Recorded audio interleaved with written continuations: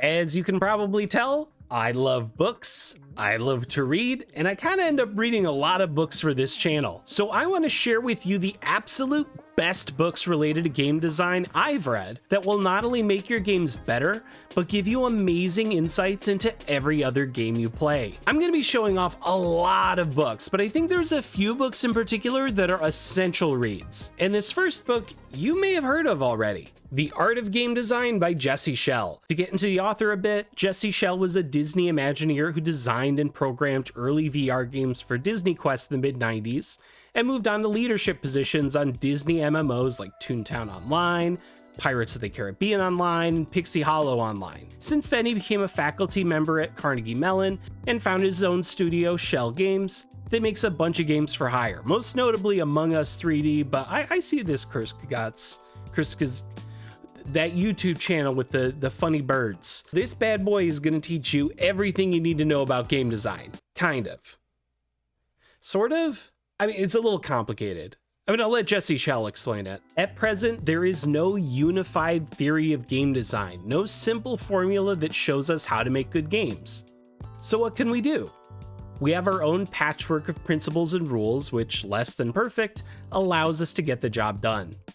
I have tried to gather together the best of these into one place so that you can study them, consider them, make use of them, and see how others have used them. And he really threw a bit of everything in here, along with some basics on user-oriented design. It covers brainstorming, project management, behavior trees, probabilities, storytelling, pitching your game, empathy, proper sleep habits. Seriously, it covers a wide range of topics, and each one of them could be a book unto itself, but it gives you just enough information to get the gist of it and get right to game designing. I'm really holding up this book for a long time. I don't think I need to do that. And it's not just meant to be read through once and then just leave it on your shelf forever. Throughout the book, it has a series of lenses to look at your game throughout development to make sure you're looking at it from every angle, make sure it's solid, so you're ideally picking this book out every time you work on a game. Functionally, they're like little refreshers to make sure you're taking the lessons from the book and practically applying them to what you're making. The copy I have is the original edition, but there's also a 10th anniversary edition that's a bit more up to date, and it gets way more into the VR AR space, so keep an eye out for that if you can. This is a really comprehensive book on game design, but it's not the only one out there, and I'd even recommend some other books like this on different disciplines because there's just so much overlap with game design. Really, I keep holding it up. Level Up, The Guide to Great Game Design by Scott Rogers, is on par with The Art of Game Design, with solid information on the nitty-gritty of designing, pitching, and getting your game made. The section on pitch decks in here is solid advice. I use it a lot. A Playful Production Process by Richard LeMarchand covers a lot of these same basics, and it's another great book that covers bringing your game from ideation to release, but no fun pictures like the other two. Matt Hackett's How to Make a Video Game All by Yourself is aimed for the solo dev, so while the other books get into the cooperative nature of game development, this one is aimed for the solo indie developer and strategies to finish your game with limited resources. The Mythical Man Month and Design on Design by Fred Brooks are two books that are more about production and creative processes for software development, but they translate really well to managing game projects. The Game Narrative Toolbox and the Advanced Game Narrative Toolbox are awesome resources for narrative designers and writers, giving a comprehensive view how to write different genres in games. How to Draw Comics the Marvel Way by Stan Lee and John Buscema is just a great how-to art book that's easy to find and goes through the basic elements of drawing, posing, and composition. And finally, The Animator's Survival Guide by Richard Williams is the quintessential text on animation principles, so if you do any sort of game animation, this is the book you'll want to read. Now, I don't personally own physical editions of all these books, and I don't think you need to either. I'll usually grab ebooks on game design if I find them in like a Humble Bundle or some other story bundle thing, or I'll go to the library. Or if you have Spotify Premium, a lot of these books are available as just, premium options for the audiobook, so I'll just have them on while I'm drawing. But some books I really, really want to own. And Raph Koster's A Theory of Fun is one of them. Raph Koster was a developer of Legend Mud, an award-winning MUD or multi-user dungeon, which are sort of text adventure progenitors of modern MMOs. So he was already pretty well known before he became the lead designer of Ultima Online, and later the creative director for Star Wars Galaxies. So instead of looking at games from a lot of different lenses, Koster looks at fun as the joy of learning and mastering patterns. And A Theory of Fun explores and expands on that central idea. Not everyone is in agreement that that's what fun is, though. And whenever I had this book recommended to me, it always kind of came with that little caveat of, you gotta take it with a little grain of salt. But it's still a pretty good theory to work around, and it's very easy to read. Until now, I've been discussing formal game design, abstract simulations, but we rarely see truly abstract simulations in games. People tend to dress up game systems with some fiction. Designers put artwork on them that is suggestive of some real-world context. Take Checkers, for example. Abstractly, it's a board game about entrapment and forced action, played on a diamond-shaped grid. When we say King, Me, and Checkers, we're adding a subtle bit of fiction to the game. Suddenly, it has acquired feudal overtones and a medieval context. Usually, the pieces have a crown embossed on them. While metaphors are fun to play with, players can basically ignore them. The name of the unique checker piece that has made it to the other side is basically irrelevant, mathematically speaking. We could call the regular pieces chickens and the crowned ones wolves, and the game would not change one whit. Games, by the very nature of what they teach, push towards this sort of understanding. Since they're about teaching underlying patterns, they train their players to ignore the fiction that wraps the patterns. The whole book is filled with these fun cartoons and doodles, and it's refreshingly short. I feel like I reference it more than I do other game design books, so this is another book I had to get. This also has a 10th anniversary edition that's updated and in full color, so again, get that if you can. Another book in this vein is Uncertainty in Games by Greg Costikyan, which gets into a deep dive on uncertainty and randomness with game mechanics and how it affects your designs. In Writing for Games, Theory and Practice by Hannah Nicklin, she looks at some established narrative games and analyzes them to explore how they work and what lessons we can learn from them. And this is another non-game design book, but I still highly recommend it. Understanding Comics by Scott McCloud. This book gives a lot of great insights into the art and narrative mechanics of comics and how they influence the reader. So I think there's a lot to glean here for game design too. But once we get past theoretical design for games, we start getting into the cold, hard reality of actually having to make the games. And that is a whole nother beast, and it can vary wildly from genre to genre. This channel focuses on visual novels specifically, and there aren't a lot of books that get into the design processes behind them. Until now!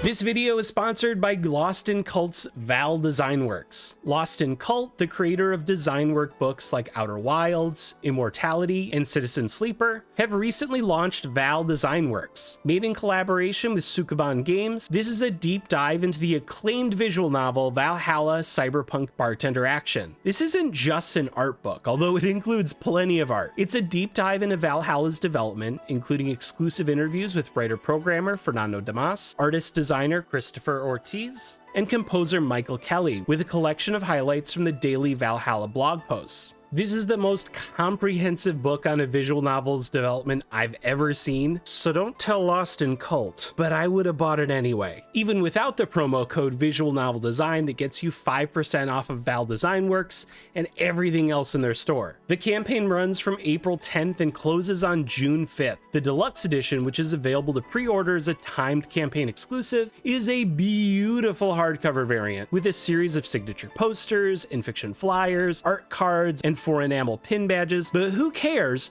because it also has a print edition of Sapphic Pussy Rhapsody, love that title, available officially in print for the first time. If you're watching this video after the campaign closes on June 5th, you'll be missing out on the deluxe edition, but they'll still have the base book on sale, which I highly recommend you pick up. Lost in Cult makes some incredible books on narrative game development. So again, use code Visual Novel Design at lostincult.co.uk or the link in the description below to get 5% off anything in the store. Until that comes out though, I want to recommend the book, and please bear with me here. Bible Adventures by Gabe Durham, part of the Boss Fight Books collection. This book covers the development of the Bible Adventure games, which were terrible, but also really profitable for a reason you probably wouldn't think of. Basically, the publisher, Color Dreams, made unlicensed games for the NES, but Nintendo didn't like that. So they told toy and game retailers like Toys R Us and KB Toys that if they stocked Color Dream games or other unlicensed Nintendo products, they would cut ties with them. So Color Dreams looked for other potential retailers and discovered the Christian bookstore market. So here's a little excerpt from the book. Not only were Christian games a new product for an eager demographic, the flourishing Christian bookstore market offered better distribution than Color Dreams had ever seen. Christian bookstores had never sold Nintendo games before, so there was nothing Nintendo could hold over them. The Christian market was attractive because they didn't have any Nintendo games at all, and they didn't give a fig about Japanese distribution. In fact, if you told them that Nintendo might be angry about them selling our games, that made them want to sell them even more. And the rest of the book is just this amazing rise and fall story of this elaborate game to sell NES games without Nintendo getting their cut.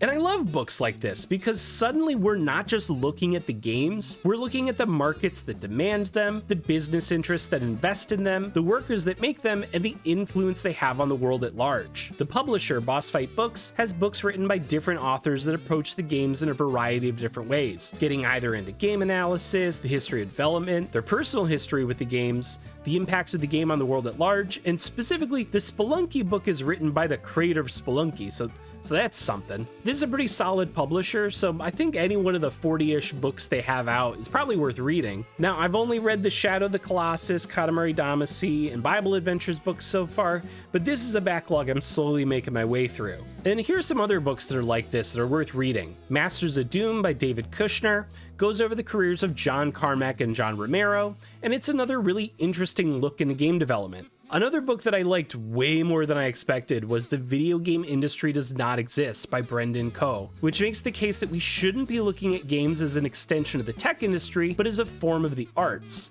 and how that paradigm shift affects assumptions we'd make about almost every aspect of the industry. Blood, Sweat, and Pixels and Press Reset, Ruin and Recovery in the Video Game Industry, both by Jason Schreier, are a couple of great texts that take a harsh look at working in the video game industry and look at how the larger forces at play make it hard to make a stable living making games. And this next book I want to recommend is also a really great insight into game design, but not quite in the way you'd think. It's Hideo Kojima's The Creativity Gene. I proceed to call it the Creativity Gene and not the Creative Gene over and over again, so just get used to it. I'm wrong.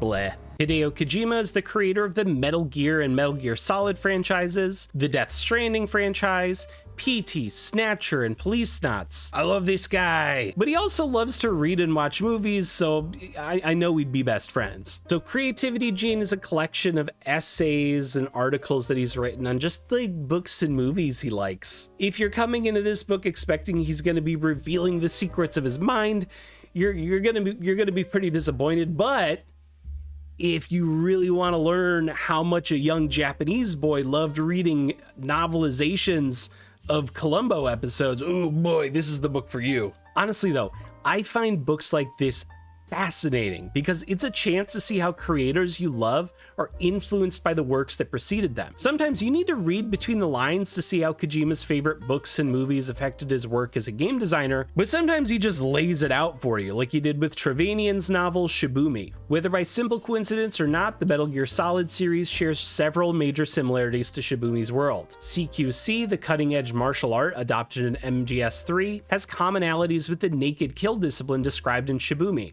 When I underwent scout tracking training in preparation for MGS4, I learned about concepts of awareness and baselines, which the game visualizes as a threat ring that encircles the player character. This notion of heightened, almost ninja-like senses was reminiscent of Hell's proximity sense, so much so that I was startled when I later reread Shibumi in 2006 as part of my research. So, hey, extra book recommendation. The book he's talking about is Shibumi, written by Rodney William Whitaker under the pseudonym Trevanian. It's a pretty good book, but don't take my word for it. Ba-dum-bum. Luckily, Hideo Kojima's book is mostly about, like, fun things to watch and read, so it's a great chance to check out some, like, books, movies, TV shows, and other media you might not have heard of. It's gonna build and enrich your taste. But other game creators' influences can be a little bit drier? For instance, when Will Wright was developing SimCity, he was inspired by Christopher Alexander's book A Pattern Language: Towns, Buildings, Construction. So if you really liked SimCity,